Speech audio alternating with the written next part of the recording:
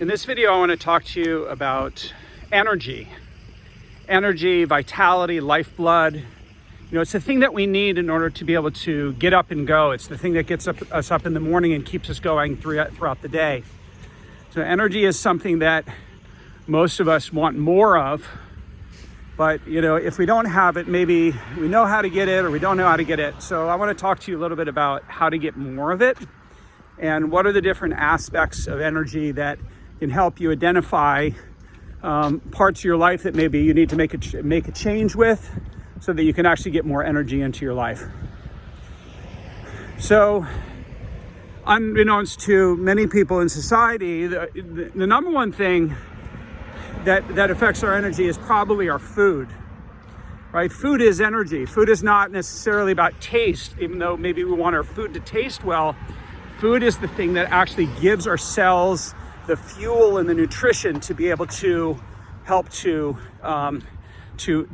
get our body going, to get our energy going, to keep us going as far as our exercise and other things that we do. So food is the first element here. And certainly when we're talking about food, the thing that I want to communicate today is really about eating whole foods. Whole foods, meaning not non-processed, no chemicals, no pesticides. Get the cleanest source that you can, and to put healthy water content foods, fruits and vegetables, healthy meats, fish, eggs, etc. And again, you know, there's different ideas in terms of what we should be eating or not eating, but it starts with food. And if you're not getting energy from your food, then you're likely probably not doing what's best for your body. The second component of energy, I would say, is sleep. And if you sleep well, then you know what I'm talking about. You should be able to get a solid 7-8 hours and feel well rested in the morning, which is really the key. Key is not just to get that 7 or 8 hours. I know people that sleep, you know, even 7, 8, even 9 hours, but they wake up exhausted. And that's something to do not just with your sleep, but also other things going on inside the body. So sleep is the second one. We got food and we have sleep. The next one I would say is going to be about breathing. Oxygen, really, it's really about oxygen less than it is about breathing.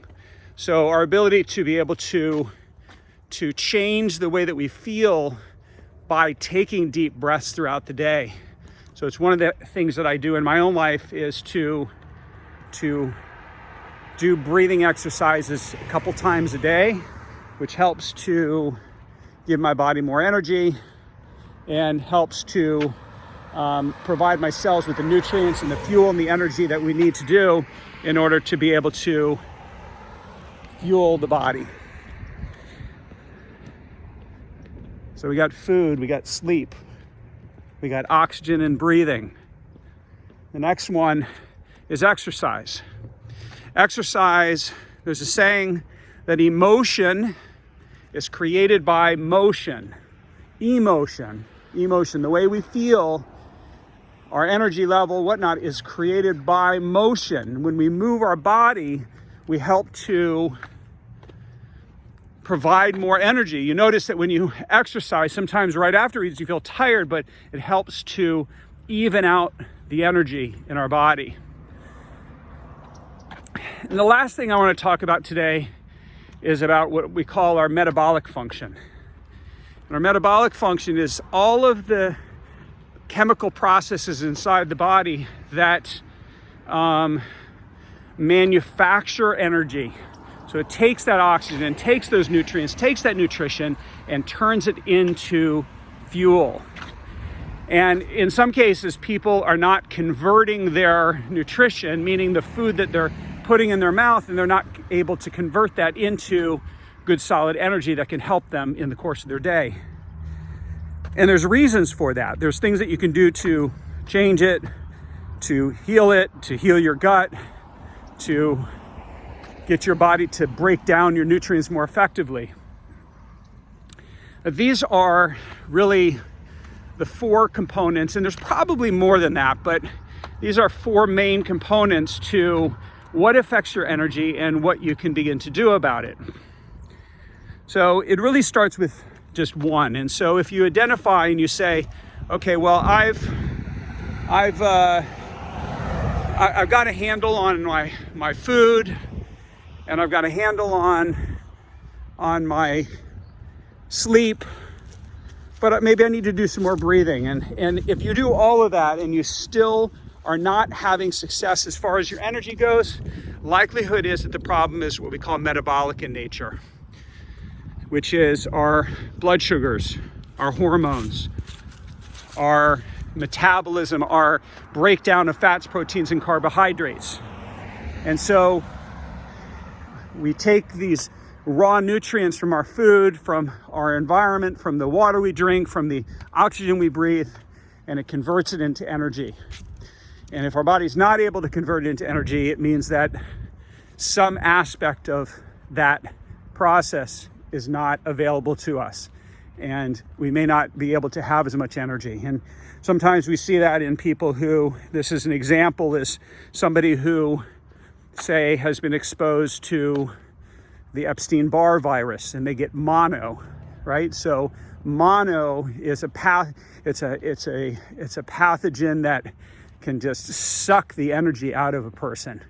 And it's very common that somebody gets, chronic fatigue or some other problem that zaps their energy.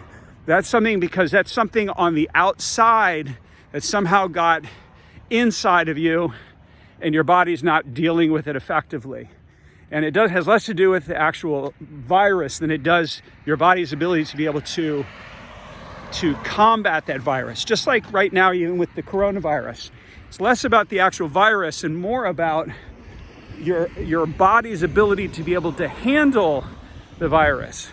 Hopefully at some point, all of us are going to be exposed to COVID-19. I believe that it's going to be in the environment, but that's okay, because that's part of our body building up immunity and helping to restore the strength and the resilience of our body in relationship to the outside world. But at least in terms of the things that you can do about your energy, it's what I just spoke about before. So quick review: food,